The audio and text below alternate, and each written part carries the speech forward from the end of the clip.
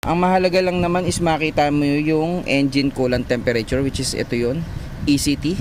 No? Sa ngayon is naka 79 degrees Celsius siya. Ang gagawin mo dyan is dapat mga around 90 mag-on yung fan, no? Radiator fan mo. Ngayon, pagka hindi siya nag-on, may problema. Ito, gumagana. Then ito, gumagana rin, no? Okay. Oops. May mali. May mali sa fan na to. Oo, mali. Ang mali niya ay reverse. Oh. Ewan ko kung nako, paano kaya yung mga iba nag-install nito, lalo na mga nag-DIY. Reverse yun. Paano ba? Oh, ito. Oh. Ayan oh. Oh, nakita nyo? Ito pa. Again. Oh. Oh. Oh, di ba? Papasok. Ano, dumihan pa nga yung radiator. Yan yun na. Di ba? Reverse, mga idol. So, mali yun, mali. Kawawa kayo kapag hindi nyo naitama yan. May sa overheat yan. Balik rin natin, tara. Good morning mga idol. So ito naman tayo ngayon, no? So Honda City 1.3 engine IDSI 2008 model. So papakita ko sa inyo kung paano magpalit ng radiator fan motor. No, yung motor lang kasi nare-recycle pa yung kanyang mga LC tsaka yung casing nun. Mare-recycle pa natin. So kapag sakaling huminto o hindi gumana yung inyong radiator fan, so maaaring balikan niyo tong video na to at ganito gawin niyo. So ang papakita ko sa inyo is kung paano i-diagnose, no? And then kasi ito, may mga ginawa na ako dito para lang maiuwi, para gumana uli. So pwede niyo ring gawin 'yun. And then ito is ang alam ko Honda Fit, Honda Jazz. Ito, tong City na ganito is pare-pares to ng part number ng motor fan ng kanyang radiator. So pakita ko sa inyo kung paano ginagawa yung mga ganitong issue. Tara.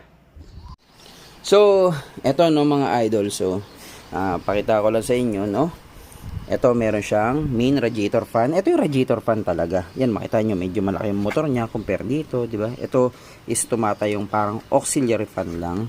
No, dalawa yan, no. Ito yung main fan, no. Ngayon, ito yung papalitan ko kasi ito yung nagka-problema noong nakaraan.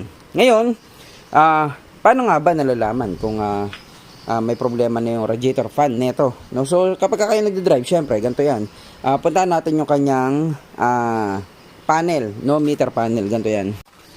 Okay. So eto sa meter panel niya, no. Pag in-on ko yung susi, makikita ninyo iilaw lahat ng indicator lights, no, para siyang Vios din. Yan. So ito is, pakita ko lang to. Yan. So parang nga siyang Vios na pag sinusi ko, makita ninyo, yan oh. Cold, then hot temperature, makita ninyo sa indicator lamp niya. Ulitin natin. Cold, then hot. No, so sa intro kasi, papakita niya na gumagana yung mga lamp, kaya nagte-test light siya. And then kapag kaya malamig, ganyan talaga. Pero, once na nag-overheat, yun na. Yung pulang yun, lalabas. So, start natin. Yan. So, cold engine. Yan. And then, ngayon, no, nangyari dito is yung kanyang pula is nag-blink yata kasi sinabi na sa akin ng bayo ko. Nag-blink yata. No, sa BIOS kasi nagbe-blink kapag nagwo-warning na. Then, pagka nag-steady, overheat na yun, mga idol. Kaya huwag nyo papaabutin sa ganun. Ngayon, eto, papakita ko naman sa inyo yung radiator fan niya. Okay. So, dito tayo sa harap, no, mga idol. Radiator fan, no? So makikita ninyo sa aircon, nag-aircon pa lang ako niyan, ha. You know, gumagana tong pinaka parang secondary niya. So pagpalagay natin yung auxiliary fan niyan, and then ito, ewan ko kung nakikita ninyo, yan. Ayan. Gumagana rin to, no? Gumagana na, no? So testingin natin para makita ninyo mabuti, oh, yan. Oh, ito gumagana to. Ito gumagana rin, no? Pero Ang naging issue niyan mga idol, ito is biglang huminto sa paggana. Ito na lang ang gumagana. Okay, so pinatay ko muna dahil mahirap magtrabaho na mainit ang makina. Okay, so ang nangyari dyan, no, pag nagre-aircon ka, gumagana sabay. Pero kapag ka iyan ay nakaramdam ng temperature, no, tumaas siya doon sa kanyang parang threshold na temperature na nakaset sa kanya, let's say 90 degrees Celsius, no, mga ganun, gagana dapat ito. Kahit na naka-off yung aircon or naka-on siya, kunyari nag-disengage yung clutch, ihinto ito, pero ito gagana dapat to. So ito yung pinaka radiator fan natin na gumagana pag nag-aircon at kapag ka na-sense niya na mataas yung temperature ng engine o ng radiator, ng coolant natin, no? So yan yun. Ngayon, anong nangyari sa kanya? Huminto to, no? So sabi ko, sinadyasan ko na okay, may remedyo pa yan, pero palitin na yan. Ang gawin mo is paluin mo to. Hanap ka ng llabe, kung wala kang llabe, bato, tuktukin mo lang, pak. Gagana yan, no? Habang naka-aircon ka, pak. Gagana yan. Pag umikot yan, pero syempre check mo rin kung baka naman bukod sa fan, meron kang ibang pinaggagalingan, no? Baka ito naman, no? Check mo rin yung mga coolant level, syempre palamigin mo muna. Pero ito, no, palu-paluin mo lang. Pag gumana uli, malamang, no? Baka kasi yung carbon brush niya hindi na tumatama, no? Kaya stop ball na, ganun. And then, kapag naman naiuwi niyo na sa bahay, may OBD kayo, no? OBD scanner, ipapakita ko rin kung paano ginagawa yung sa OBD scanner. Paano malalaman kung gumagana siya ng tama? Plus, syempre, kailangan may certain degrees ng temperature bago siya gumana talaga. Yun, papakita ko rin yan mamaya. O tara, palitan ko muna mga idol kasi hindi ko na mapapakita sa inyo na hindi siya gumagana kasi nga pinalo-palo na namin para gumana. Then ngayon, gumagana pa rin naman pero hindi ko na hintay yung maulit pa uli. So, palitan na natin, tara. Okay, so dito sa ating radiator fan, no, titingnan nyo lang lahat na naka-attach katulad nito, no. Naka-attach din siya dito. Tignan natin kung coolant. Okay, tignan natin kung ano yung mga kailangan tanggalin, pero definitely ito grease, no. So yan, tanggalin natin to.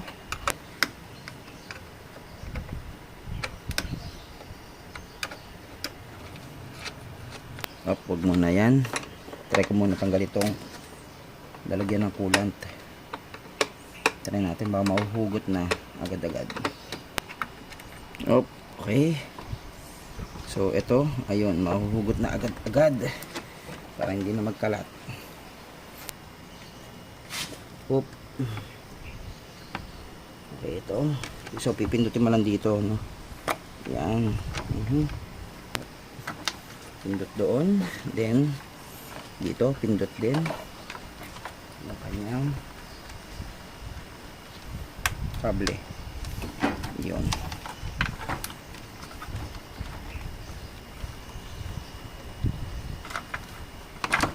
Yan.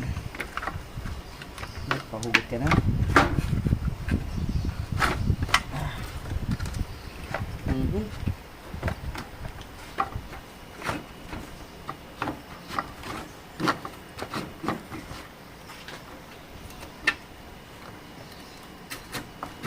Siya pwede dumaan.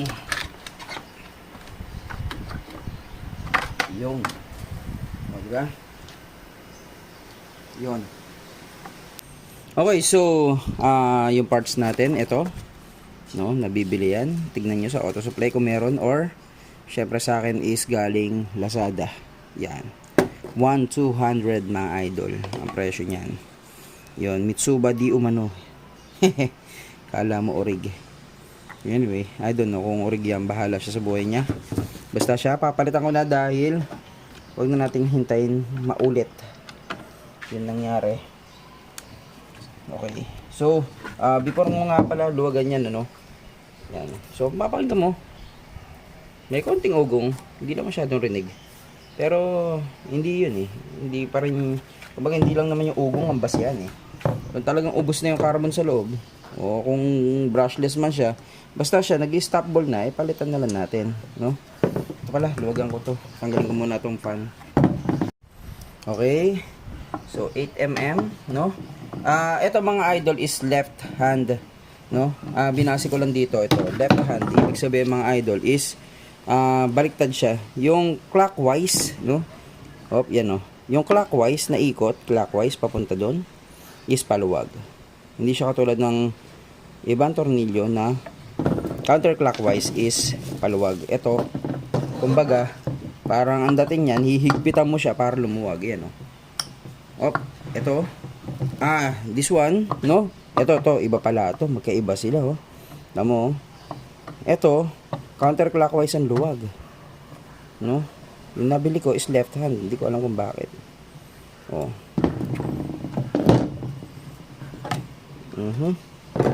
Yan, oh. Tandaan ninyo. Yan, oh. Oh. So, dito muna to ha. Yan, na ganyan siya. Okay, tanggalin ko muna.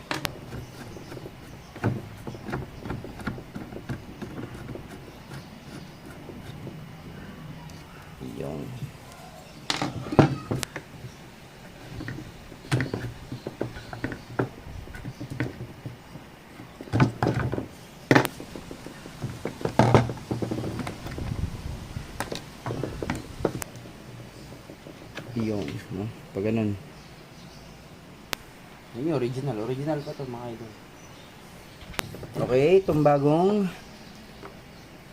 motor natin ay dito. Yan, pag ganyan talaga siya. Dahil ito rin yung wire yun, gaganyan na niya.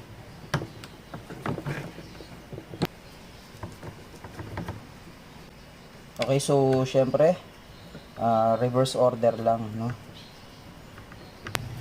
Sabit na muna natin yung fan niya para magkaalaman agad.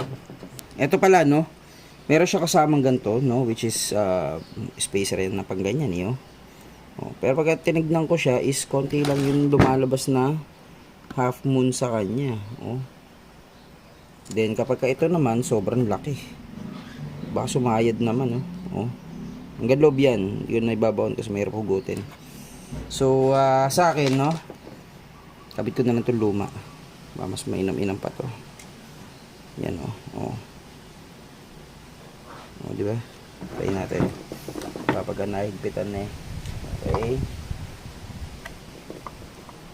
Okay. Then yung tornilyo niya is hindi pwedeng magkapalit dahil magkaiba sila ng ano eh. Left hand tsaka right hand, di ba? Hindi higpit. So ito is para kanya lang talaga. Yan o. Higpit na ito is pakaliwa o. Counterclockwise. Okay. And then ito natin.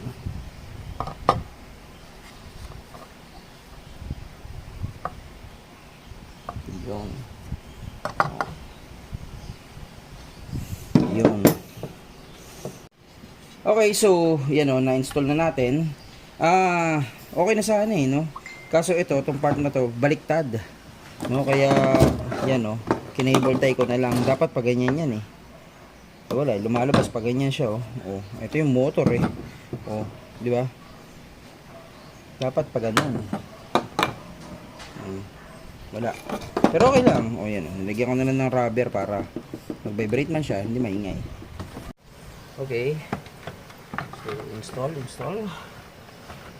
natin saan tayo pwede dumaan na maayos-ayos. Kasi talaga, medyo iwas mo lang.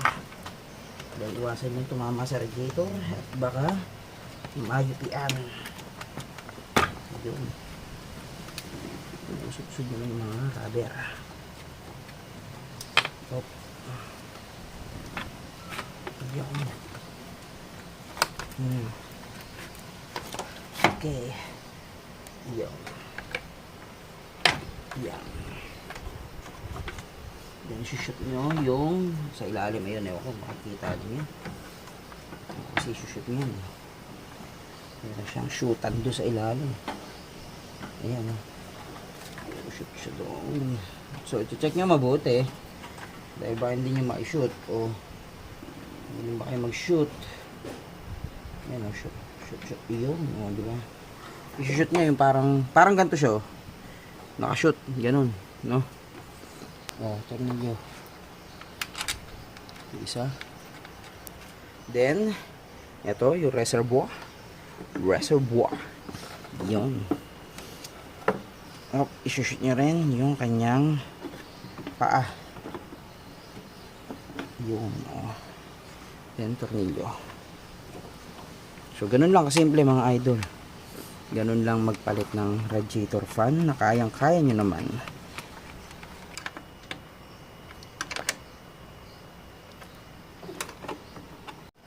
Okay, then ito, syempre, huwag nyo kalimutan nyo itusok pabalik.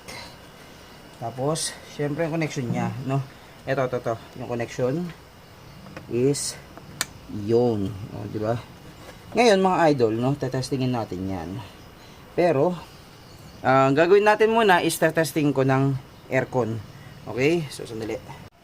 Okay. So, unang testing natin. Yan. So, cold engine. No, ito, pakita ko sa inyo. Yan, no. Diba? Cold engine pa. Then, gawin natin is aircon. Yun. Aircon, then tignan natin. Okay. Ito. Gumagana. Then ito. Gumagana rin. No? Okay. Oops. May mali. May mali sa fan na to.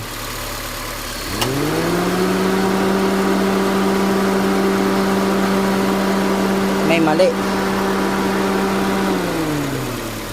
Oo, mali. Ang mali niya ay reverse. Oh. Ewan ko kung nako, paano kaya yung mga iba nag-install nito, lalo na mga nag-DIY. Reverse yun. Paano ba? Oh, ito. Oh. Yan ah. Oh. Oh, nakita nyo? Ito pa. Again. Oh. Oh. Oh, di ba? Papasok. Nadumihan pa nga yung radiator. Yan yun na. Di ba? Reverse. Mga idol. So, mali yun. Mali. Kawawa kayo kapag hindi nyo naitama yan. May sa overheat yan. Balik rin natin. Tara. Okay, so dahil nga reverse siya, no? Ang gawin na natin is ito kasi ang pinaka best dito. Yan na way is to baliktad this connection, no? Ewan ko sa kanila kung ba't nagkaganon. So baliktad oh.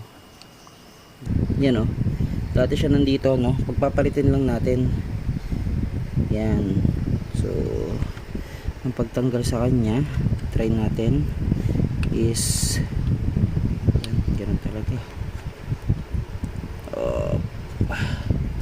Yan. And then try natin tusukin dito. So precision screw lang to ha, na flat screw. So yan, tusok na natin ang gusto. Yan. Iyon, di ba? Ganun siya. So ang nangyayari, re-reverse natin. Ito dating dito, no? Lalagay ko dito sa kabila. Sana mag-lock pa. Paano nga ba siya? Malalaman. Maglalak.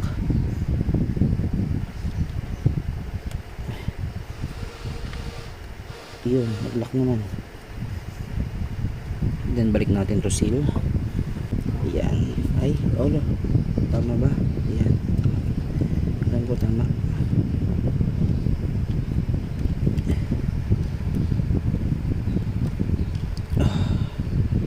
Yun, nag-lock naman.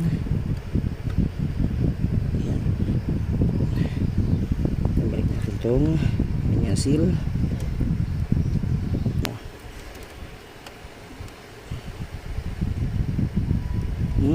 Yan.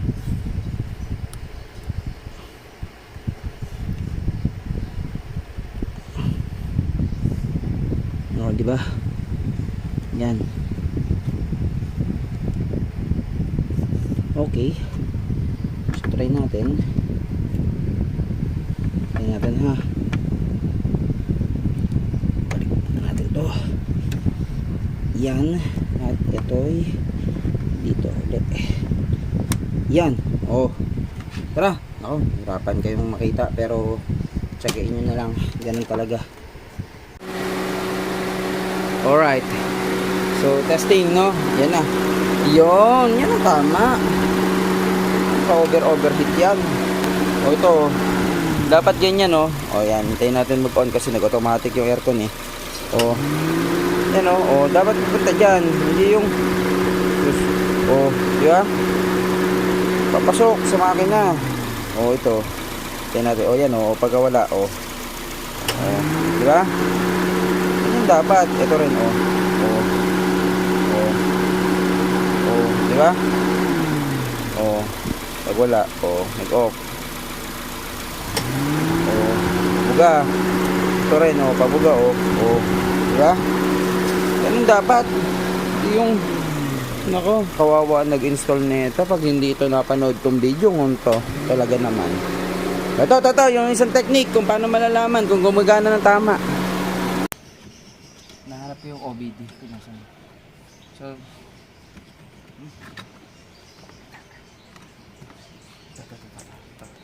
ito.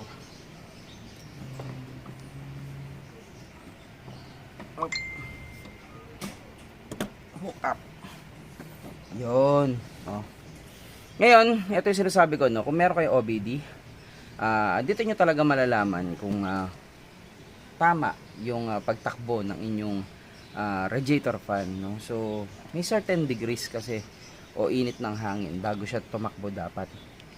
So malalaman nyo dito pati yung temperature sending unit, yung ganun, ano ba, kalibot ako. Basta yung engine coolant temperature, yun yung sensor nun. Malalaman nyo rin kung tama yung binibigay niya ng temperature, then malalaman nyo kung kailan siya dapat tumakbo, and then malalaman, basta marami kayo malalaman pagka ginawa nyo to. So cold engine, start ko, no? And then ang mangyayari sa inyo yan, kung gusto ninyo, i-rev nyo siya ng mga 3,000 RPM para mabilis siyang uminit, or hayaan nyo lang naka-minor. Nasa sa inyo naman. So, dito, no? Pakita to. Okay, so kapag nakapasok na dito, no? Ang mahalaga lang naman is makita mo yung engine coolant temperature, which is ito yun, ECT. No? Sa ngayon is naka 79 degrees Celsius siya. Ang gagawin mo dyan is dapat mga around 90 mag-on yung fan, no, radiator fan mo. Ngayon, pagka hindi siya nag-on, may problema, no? Kaya yun ang aalamin mo. So, yan yung sinasabi ko, isa pang technique. Ngayon, kapag kunyari, pakiramdam mo, nag-overheat ka, gagawin mo dyan, no, para malaman mo nga, is hintay mo to mag around 90 degrees. Then, tignan mo kung kailan mag-on yung fan. And then, tignan mo na rin kung gaano siya katagal mag-on. Baka naman tira siya ng tira, pero yung mga fan blades pala is nakabaliko. Ganon din mangyayari dun. Mahina yun, hindi siya efficient magpalamig. So yan, hintayin lang natin sandali yan. Then dapat yun, mga 90 degrees gumana na yan. Wait natin. Okay, so sa ngayon, no, 92 degrees. Konti na lang yan. Hintayin na natin. 96. Yun, 96. Gumana na. Ewan ko, narinig din nyo. Diba? Gumana na yung fan niya sa 96 degrees. Tignan naman natin yung pagbagsak niya dito. Tignan natin. Okay, bitaw muna muna. Okay, so 95. Gumana siya ng 93. So nag-stop siya ng 93. So meaning, no, mga idol, nag-ano siya dyan, naglalaro siya dyan. Kumbaga, yan yung operating temperature niya. Yan, 92. Sige, pakibirit ulit. Sige, fast forward lang natin ng init. Actually, 91. So yung mga ganyan ng range niya. No, try uli natin kung gagana uli sa 96 degrees. Okay, 95, ano? So kanina 96 gumana, try natin kung ganun pa rin. Yun, gumana na yung fan. Gumana na yung fan. So nasa bandang yun nga, no? Ayan, actually, nag-register din naman dito 96. So 95 to 96. Yun, gagana yung fan niya. Okay, stop. Yun. Oh, so gumagana pa siya ngayon. So magpapalamig lang yan. Yun. Alright. Okay, so ganun nga mga idol, no. Kung kunyari meron kayong problema tungkol dyan sa mga overheating, no, at suspecha nyo yung fan or yung temperature sending unit, yung ganun, yung sensor nun, no, or sa radiator na, malalaman nyo yan. So gagamitan nyo ng OBD ganito para makita ninyo yung mga action na ginagawa ng cooling system ninyo, no. Dapat nag-stay siya doon 96, bababa siya ng 91, then pag umakyat ulit na 96, gagana ulit, magsa-cycle na siya ng ganun. Dapat ganun lang, no. So kung ang ano nyo, kasi medyo mahirap din kasing hulaan di ba? Mamaya katulad nito, wala tong temperature man lang na ganun, no, yung meter ba, o hintayin nyo mag-blink bago gumana. Ako po, magulat kayo, nagbe-blink na, hindi pa rin gumagana yung fan, parang ganun, no. Mas maganda meron kang OBD, ma-testingan din. Yun, gawin mo nga yung in-install natin. And then mga idol, no, nakita nyo naman, hindi porke nakabili kayo ng motor, sigurado nyo ng plug and play. Alos kamukha, hindi ko man alam kung yun yung talagang part number niya.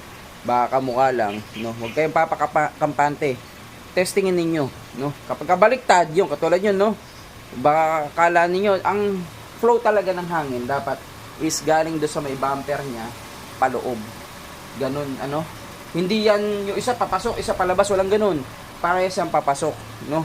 Ngayon, pagka pinlug and play niyo yan, kala niyo, uy, perfect na, lalo na nag-DIY kayo, hindi niyo pala alam na dapat ganun yung flow. Naku, patay tayo dyan. Lalo na kasi ganito yan, pag umandar ka, edi yung hangin, kasalubong, hindi efficient yun, ba't niya tutulak pa ganun? Dapat, ang hangin, laging ganun ang flow.